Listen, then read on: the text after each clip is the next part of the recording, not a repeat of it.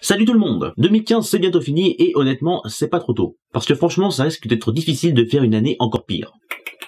Ne tente pas le diable. Moi je cherche une bonne nouvelle depuis le début de l'année mais je trouve pas. Deux attentats, des grandes célébrités qui nous ont quittés, mais bon faut se rassurer en se disant qu'au moins on a eu des bons jeux. J'essaie de trouver des bonnes choses.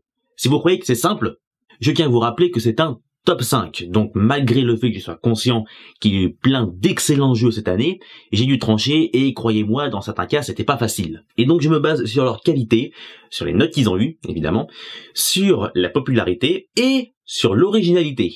On peut commencer, bienvenue dans le top 5 tout le monde, aujourd'hui les meilleurs jeux de 2015.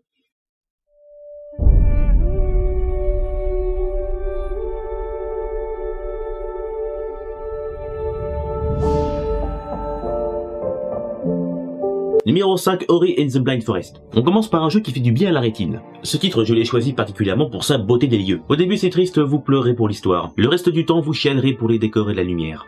Oh la vache, c'est beau. Ouais Pierrot, c'est moi. J'ai trouvé la prochaine destination pour les vacances de JC. Et la musique, mais bon sang! Mais qu'on donne un Oscar au compositeur! C'est une bande-son de qualité qui pourrait attendrir Hannibal Lecter. C'est dire! Bref, Ori and the Blind Forest est un jeu très reposant, au gameplay formidable, au graphisme somptueux et à la musique enivrante. Un jeu quasiment parfait, plein de poésie. Le seul jeu du top. Le reste c'est que de l'action, ça va te secouer la manette. Numéro 4, Life is Strange. Ce jeu mérite bien son nom car effectivement il est bizarre. Alors c'est un jeu épisodique, c'est-à-dire qu'à la sortie du jeu, l'histoire n'est pas complète et au fur et à mesure, les développeurs mettront en vente les suites. Toi aussi dépense ton argent autrement. On incarne Maxine, une étudiante de 16 ans qui est une jeune fille tout à fait banale. Donc une histoire chiante. Sauf que cette petite a une sorte de don. Elle est capable de remonter dans le temps sur une courte période afin de modifier les choix qu'elle a fait. Le bûcher! Pendant son aventure, elle retrouvera son amie d'enfance, Chloé, qui est tout le contraire d'elle, et s'est adonnée à la passion du crack. Pousse-toi la morveuse, moi je veux la junkie. Croyez-moi, ce jeu vaut vraiment le détour, car il révèle des choix décisifs, et les personnages étant très attachants, vous aurez du mal à les voir changer.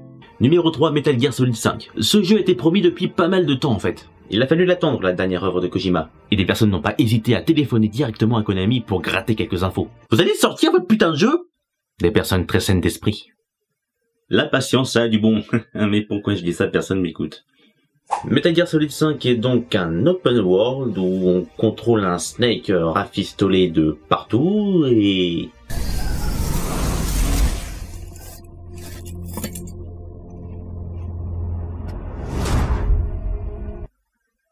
Waouh. Bon, déjà, pour commencer, tu peux y aller. Bonne. Voilà. Ensuite, je crois qu'on a trouvé l'une des principales raisons qui poussent les joueurs à acheter ce Metal Gear.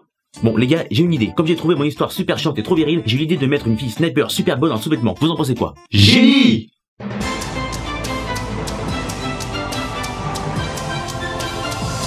Bon, quiet mis à part, qu'est-ce qu'on pourrait dire de ce jeu? Dis donc, cette fille, pour un sniper, on peut dire qu'elle en met plein la vue. Bref, on peut dire que ce jeu a été attendu pendant un très long moment mais que l'attente en valait le coup. Le plus marquant c'est l'intelligence des ennemis et la qualité des cinématiques. Croyez-moi, ce jeu vaut le coup.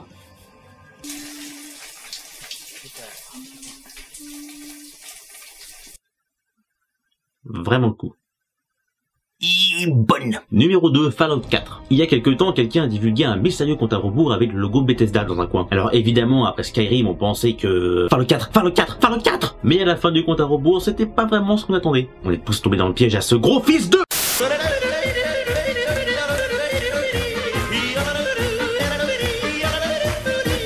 Et à l'E3 2015, ça y est, il est annoncé pour le 11 novembre 2015. Et le jour J, toute une communauté s'est jetée dessus. Ce Walking Dead IRL, cette fois c'est à Boston qu'on s'aventure, dans le Commonwealth.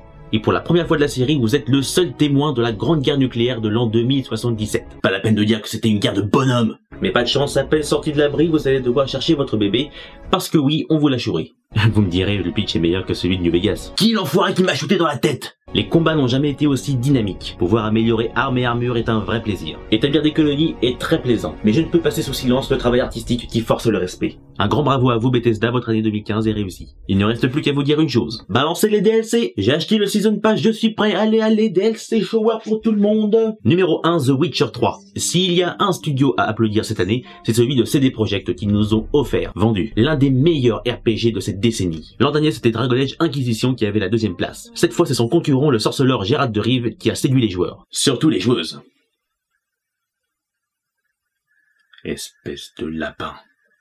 Bref, notre sorceleur préféré est cette fois parti à la recherche de la prochaine génération, à savoir Ciri la sorceleuse, car cette petite peste a disparu. Vous allez donc pouvoir vous amuser à la chercher dans un monde 20% plus grand que Skyrim. The fuck you say, bitch? Oui, 20% plus grande, vous avez bien entendu. Plus quelques grandes villes, sinon c'est pas drôle. Et qui dit grande carte dit beaucoup de quêtes secondaires pour rendre agréable la vie des gens. C'est un bon garçon. Il fait un peu peur avec ses yeux hérétiques, mais ça passe.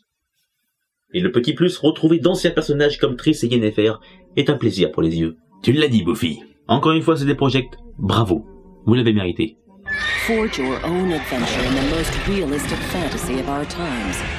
Welcome to The Witcher Wild Hunt. Voilà, ce top 5 est terminé, j'espère qu'il vous a plu. Avant de terminer cette vidéo, je tiens à citer Mario Maker, Bloodborne, Tomb Raider, Splatoon et encore plein d'autres jeux que je voulais mettre dans ce top. Mais voilà, je devais en choisir 5. N'hésitez pas à vous abonner à la chaîne, à laisser un commentaire, à partager la vidéo ou encore mettre un pouce bleu, ça me ferait un beau cadeau. Sur ce, je vous souhaite une bonne année 2016. Là, on peut vraiment le dire parce que franchement, je ne vois pas comment on pourrait faire pire que 2015.